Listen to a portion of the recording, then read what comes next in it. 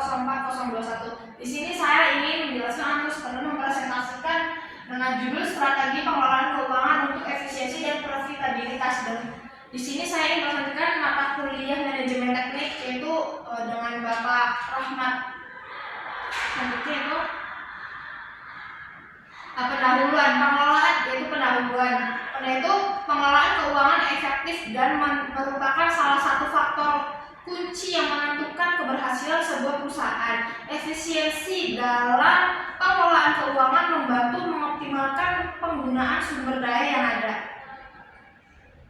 Sementara profitabilitas mencerminkan kemampuan perusahaan yang menghasilkan keuntungan. Dalam makalah ini, dalam presentasi kali ini akan dibahas berbagai strategi pengelolaan keuangan yang dapat digunakan oleh perusahaan untuk meningkatkan efisiensi dan profitabilitas. Di sini adalah analisis pencarian keuangan, yaitu pertama penyusunan anggaran, kedua adalah analisis break-even point. Kalau penyusunan anggaran, yaitu sebuah penyusunan anggaran merupakan langkah awal yang penting dalam pengelolaan keuangan. Anggaran berfungsi sebagai panduan bagi perusahaan untuk mengelola pendapatan dan pengeluaran. Proses ini melibatkan penentuan tujuan keuangan, yaitu analisis break-even point, yaitu analisis break-even point membantu perusahaan menentukan titik di mana total pendapatan sama dengan total biaya. Selanjutnya itu pengelolaan kas dan likuiditas. Yang pertama ada manajemen arus kas dan pengelolaan piutang dan utang. Selanjutnya itu manajemen arus kas terlebih dahulu. Manajemen arus kas adalah kunci untuk memastikan perusahaan memiliki likuiditas yang cukup untuk memenuhi kewajiban jangka pendek. Manajemen kas melibatkan pemantauan pendidikan dan pengeluaran secara rutin, yaitu yang kedua pengelolaan piutang dan utang, yaitu pengenalan piutang yang aktif dan efektif membantu pembahasan, yaitu untuk pembahasan.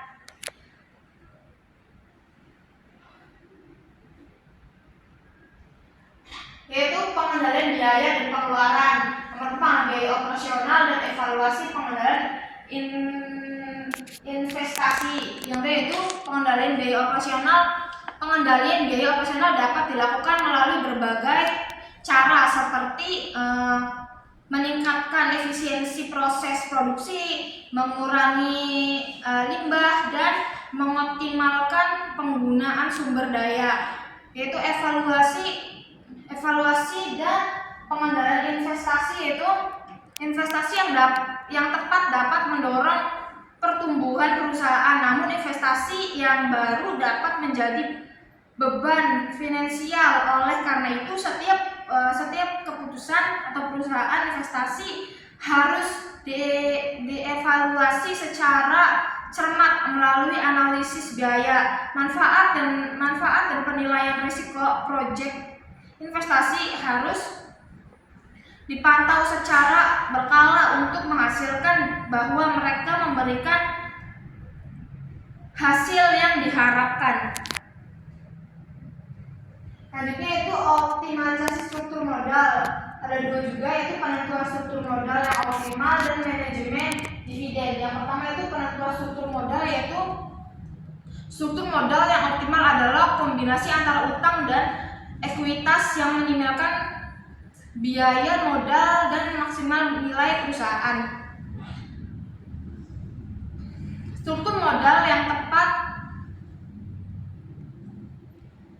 memerlukan analisis terhadap biaya dan manfaat dari masing-masing sumber pendapatan, penggunaan utang yang bijaksana, dan meningkatkan return of equity. Namun selalu banyak uang dapat meningkatkan resiko kebangkrutan, yaitu manajemen dividen.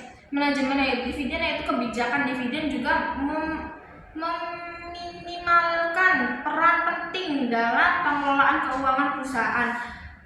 Harus mempertimbangkan kebutuhan kas internal dan ekuitas penggunaan saham. Selanjutnya yaitu ada teknologi dalam pengelolaan uang, penggunaan sistem informasi keuangan, dan adopsi fintech. Yaitu pengelolaan sistem informasi keuangan, yaitu sistem informasi keuangan membantu perusahaan dalam mengumpulkan dan menyimpan dan atau menganalisis data keuangan dengan atau lebih efisien. Dengan sistem ini perusahaan dapat membuat laporan keuangan secara real time, membantu kinerja keuangan dan mengambil keputusan yang lebih cepat dan akurat. Yaitu ada adopsi fintech, yaitu adopsi teknologi finance seperti pembayaran digital, platform peminjaman online, dan software akuntansi berbasis cloud dapat meningkatkan efisiensi operasional dan memberikan akses yang lebih luas ke sumber pendapatan finance. Juga memungkinkan perusahaan untuk menawarkan layanan yang lebih baik kepada pelanggan seperti pembayaran yang lebih cepat dan fleksibel. Yaitu jenis-jenis produksi. Yang 10 ya jenis-jenis produksi ini. Yang pertama itu biaya bahan baku. Biaya bahan baku itu ya biaya pembelian atau penggandaan bahan mentah untuk diproduksi. Yang kedua adalah biaya tenaga kerja, biaya upah dan tunjangan karyawan yang terlibat langsung dalam produksi. Yang ketiga adalah biaya overhead pabrik, biaya operasional pabrik seperti listrik, perawatan mesin, dan penyusunan peralatan. 4. Biaya distribusi, biaya pengiriman produk dari pabrik ke konsumen. Yang kelima itu biaya penjualan pemasaran, biaya promosi, iklan, distribusi produk, yaitu biaya R&D, yaitu biaya penelitian dan pengembangan produk baru. Yang ketujuh biaya administrasi umum perusahaan, biaya amortisasi dan bunga, biaya pembayaran bunga utang dan amortisasi peminjaman. Selanjutnya itu ada strategi modal dan strategi pengelolaan biaya produksi, yaitu ada 5. Yang pertama strategi pengelolaan modal, memilih pembayaran yang optimal, manajemen arus kas yang cermat, dan pengendalian utang yang bijaksana. Selanjutnya itu pengelolaan investasi yang cerdas. Selanjutnya itu ada strategi pengelolaan biaya produksi, analisis biaya secara menyeluruh, peningkatan produktivitas melalui teknologi dan proses produksi efisien, pengendalian persediaan yang tepat, negosiasi dengan pemasok untuk harga baik, apalagi optimasi rantai pasokan untuk mengurangi biaya transportasi dan meningkatkan kualitas kerjasama dengan pemasok. Ya, selanjutnya adalah kesimpulan dari presentasi saya kali ini, yaitu pengelolaan keuangan yang efektif dapat melibatkan berbagai strategi yang dirancang untuk meningkatkan efisiensi dan profitabilitas perusahaan. Melalui perancangan keuangan yang matang, pengelolaan kas yang tepat, pengendalian biaya, optimalisasi struktur modal, dan pemanfaatan teknologi, perusahaan dapat mencapai kinerja keuangan yang lebih baik dan menjaga pertumbuhan yang berkelanjutan. Implementasi strategi-strategi ini membutuhkan komitmen dan upaya keberlanjutan dari seluruh bagian perusahaan untuk mencapai hasil yang optimal. Selanjutnya itu, terima kasih. Sekian presentasi dari saya. Saya ucapkan terima kasih. Selanjutnya, jika ada yang dipertanyakan, silakan dipertanyakan teman-teman. Izin bertanya Mbak.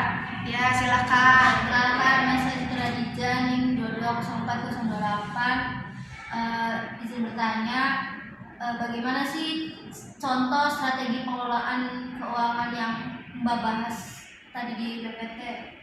Terima kasih. Ya, terima kasih Mbak Siti Nurhadijah atas pertanyaannya. Izinkan saya menjawab pertanyaan dari Mbak Siti Nurhadijah, yaitu tentang contoh pengelolaan strategi keuangan, yaitu yang pertama adalah membuat anggaran, prioritaskan uang utang, investasi, emergency fund, yaitu buat anggaran terlebih dahulu, yaitu untuk mendapatkan biaya bulanan secara rinci untuk memastikan bahwa pengeluaran tidak melebihi pendapat. Hal ini ya membantu dalam mengendalikan pengeluaran dan mengidentifikasi area-area di mana penghemat bisa dilakukan. Yaitu prioritaskan utang. Jika memiliki utang, tentukan strategi untuk melunasinya terlebih dahulu. Prioritaskan pembayaran utang dengan suku bunga tertinggi terlebih dahulu. Yaitu investasi. Tentukan rencana investasi jangka panjang sesuai dengan tujuan keuangan Anda, seperti pensiun pendidikan anak atau pembelian barang-barang produk. Yaitu emergency fund. Sisihkan dana darurat yang mencukupi untuk mengatasi keadaan darurat seperti kehilangan pekerjaan atau biaya medis untuk para pekerja. Selanjutnya itu